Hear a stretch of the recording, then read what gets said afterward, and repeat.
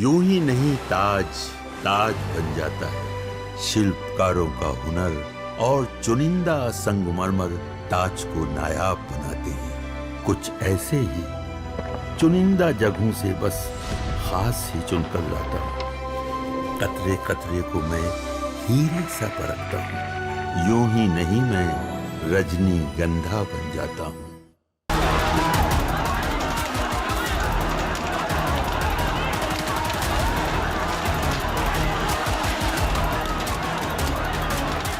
तो मौलाना भूल गया कि शासन किसका है। कभी कभी बुरी आदतें जाती नहीं लोगों की, उनकी डेंटिंग पेंटिंग करवानी पड़ती है कायदे से।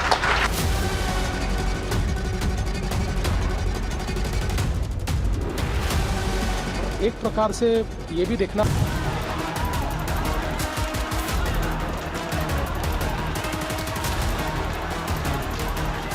मौलाना तौकीर गिरफ्तार, समर्थकों और करीबियों का भी इलाज चालू। सीएम योगी ने रौद्र रूप क्यों दिखाया? यूपी से महाराष्ट्र तक आई लव मोहम्मद के नाम पर हंगामा। दोनों जगह कौन सा तगड़ा एक्शन हुआ, अब उसका चैप्टर। पिछले कुछ दिनों से आई लव मोहम्मद के मुद्दे पर भयंकर हंगामा चल रहा है। यूपी के बरेली में तो शुक्रवार को आई लव मोहम्मद के नाम पर गजब उत्पात हुआ। पुलिस पर पथराव हो गया, शहर का माहौल खराब करने की कोशिश हुई और अब इस मामले में बड़े बड़े खुलासे हो रहे हैं। बरेली में जो हिंसा हुई उसके पीछे किसका हाथ था, यह सामने आ गया है। पुलिस की एफआईआर से जो जानकारी मिली है वो हैरान करने वाली है। बरेली हिंसा के बाद योगी सरकार के एक्शन से अब हंगामा करने वाले कांप रहे हैं। मौलाना तौकीर रजा ने बरेली में लोगों को भड़काकर अपनी ताकत दिखाने की कोशिश की, लेकिन शायद मौलाना तौकीर रजा भूल गए थे कि यूपी में किसका शासन है। सीएम योगी ने उत्पात करने वालों की कायदे से डेंटिंग पेंटिंग कर दी है और इसी का नतीजा है कि बरेली हिंसा के आरोपियों के खिलाफ लगातार एक्शन हो रहा है। तौकीर रजा गिरफ्तार हो चुके हैं और उनके करीबियों के खिलाफ भी प्रशासन का डंडा बरस रहा है। यानी 2 दिन में सीएम योगी ने सारा हल्ला हंगामा शांत कर दिया। जो तौकीर रजा कहते थे कि हमने मुसलमान को सड़क पर आने से रोक रखा, नहीं तो ये होगा वो होगा, वो तौकीर रजा आज की डेट में गिरफ्तार है और कोई चू चपड़ नहीं हो रही। अब तो आई लव मोहम्मद का जवाब आई लव योगी आदित्यनाथ के पोस्टर से दिया जा रहा है। एक तरह से मैसेज दिया जा रहा है कि यूपी में हंगामा करने का क्या अंजाम हो सकता है। दूसरी तरफ आई लव मोहम्मद के नाम पर महाराष्ट्र में भी हंगामा करने की कोशिश की जा रही है, लेकिन वहां भी सीएम देवेंद्र फडणवीस के सख्त रुख से हंगामा करने वालों की मुश्किल बढ़ गई। कुल मिलाकर आई लव मोहम्मद के नाम पर जो मुसलमानों को भड़काने का प्रयास हुआ, जो विवाद हुआ, वो अभी तक रुकने का नाम नहीं ले रहा। यूपी से लेकर महाराष्ट्र तक आज क्या हुआ है, योगी रौद्र रूप क्यों दिखा रहे हैं, मौलाना तौकीर रजा का क्या हुआ, क्या पुलिस को जान से मारने की साजिश थी बरेली में, सब बताऊंगा, लेकिन पहले झलक देखिए।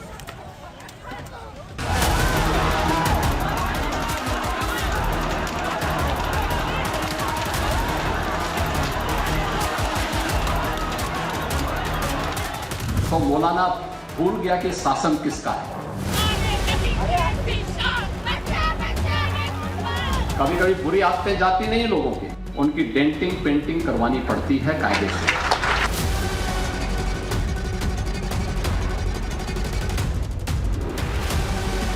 एक प्रकार से ये भी देखना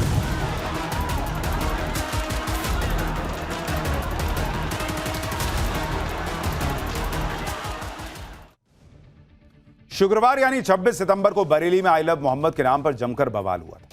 बरेली में सैकड़ों लोग आई लव मोहम्मद के नारे लगाते हुए जमा हो गए थे। दरअसल मौलाना तौकीर रजा ने मुसलमानों से आई लव मोहम्मद के मुद्दे पर प्रोटेस्ट के लिए कहा था और नतीजा यह हुआ कि भारी भीड़ जमा हो गई। उसके कुछ देर बाद ही पुलिस पर पथराव शुरू हो गया और पुलिस पर गोली तक चला दी गई। भीड़ को काबू करने के लिए पुलिस ने लाठीचार्ज किया और उस पर भी जमकर सियासत हुई। लेकिन अब बरेली में हुए हंगामे का सच सामने आ रहा है।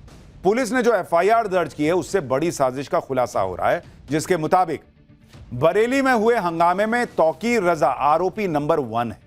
प्लान बनाकर साजिश के तहत हिंसा हुई थी, यह एफआईआर में लिखा है। तौकीर रजा ने कहा था कि शहर का माहौल बिगाड़ना है, चाहे इसके लिए पुलिस वालों को मारना ही क्यों ना पड़े। मुसलमानों को अपनी ताकत दिखानी है। इस प्रदर्शन में अपराधियों को भी बुलाया गया था। प्रदर्शन में सिर तन से जुदा के नारे भी लगे थे।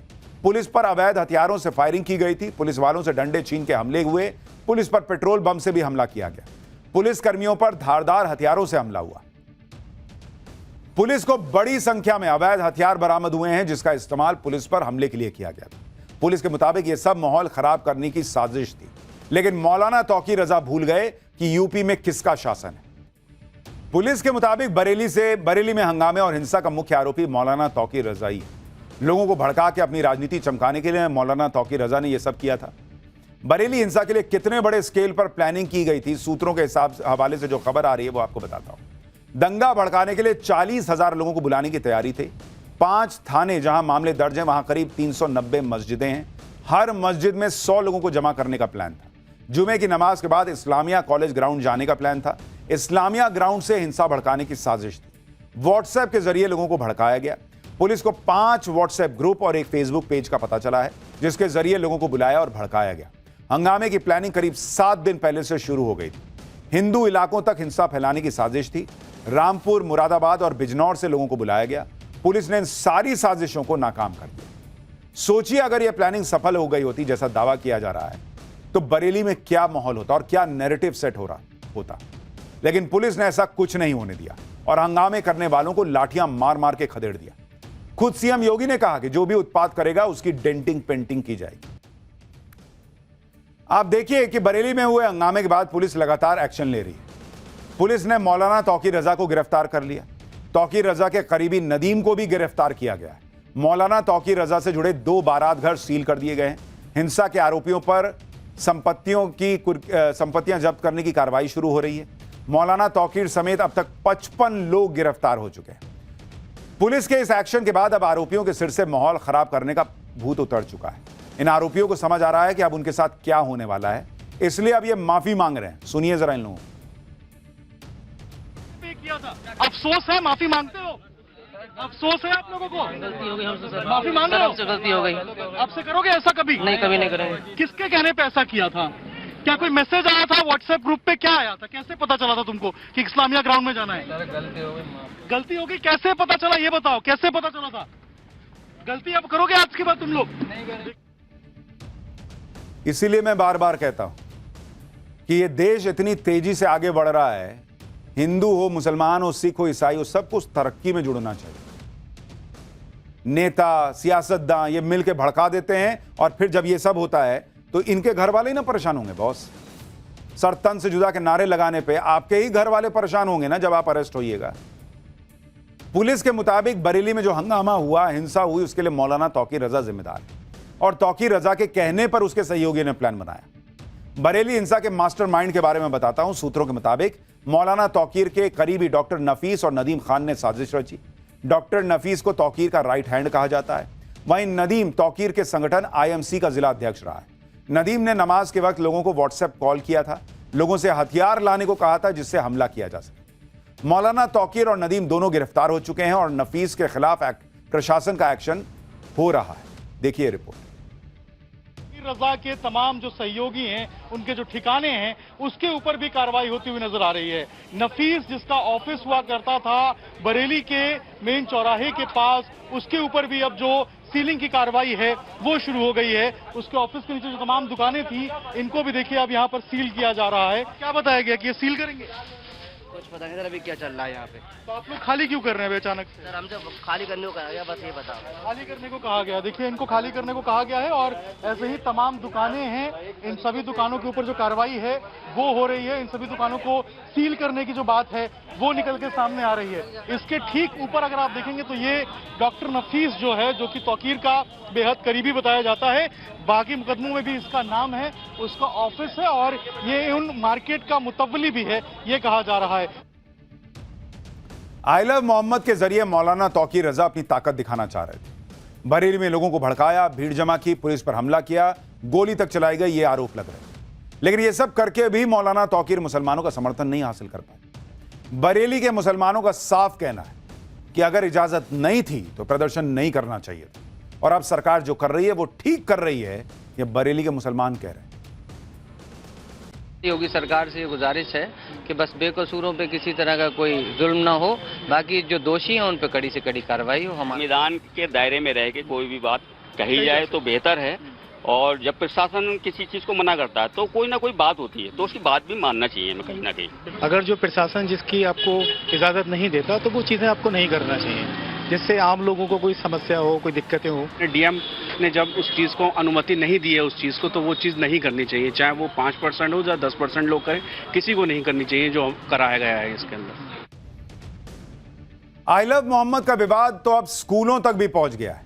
यूपी के सीतापुर में एक स्कूल में बच्चों से आई लव मोहम्मद लिखवाने की घटना का खुलासा हुआ।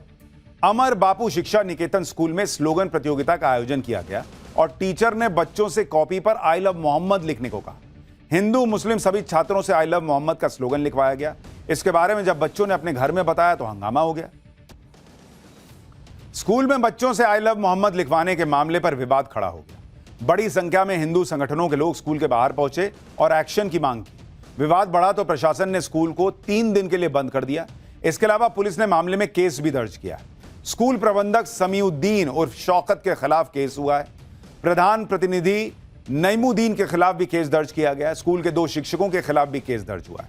स्कूल के बच्चों ने कहा कि साहिबा मैम ने स्लोगन नहीं लिखने पर सजा देने की बात कही थी। अब पुलिस पूरे मामले की जांच कर रही है। आई लव मोहम्मद को लेकर कानपुर से लेकर बरेली और सीतापुर तक हंगामा चल रहा है और हर जगह कानून के मुताबिक एक्शन हो रहा है। आरोपियों का ट्रीटमेंट चल रहा है। जिस आई लव मोहम्मद के पोस्टर को विवाद का मुद्दा बनाया जा रहा था, अब उसका जवाब आई लव योगी के पोस्टर से दिया जा रहा है।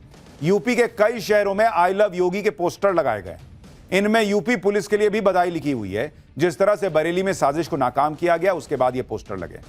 आप देखिए कि लखनऊ, वाराणसी और आगरा में आई लव योगी के पोस्टर लगे हैं। इसके जरिए मैसेज देने की कोशिश हो रही है कि यूपी में हंगामा और उत्पात नहीं चलेगा। सीएम योगी खुद कह रहे हैं कि यूपी में उत्पात करना नरक के रास्ते पर चलने जैसा है। सुनिए एक बार।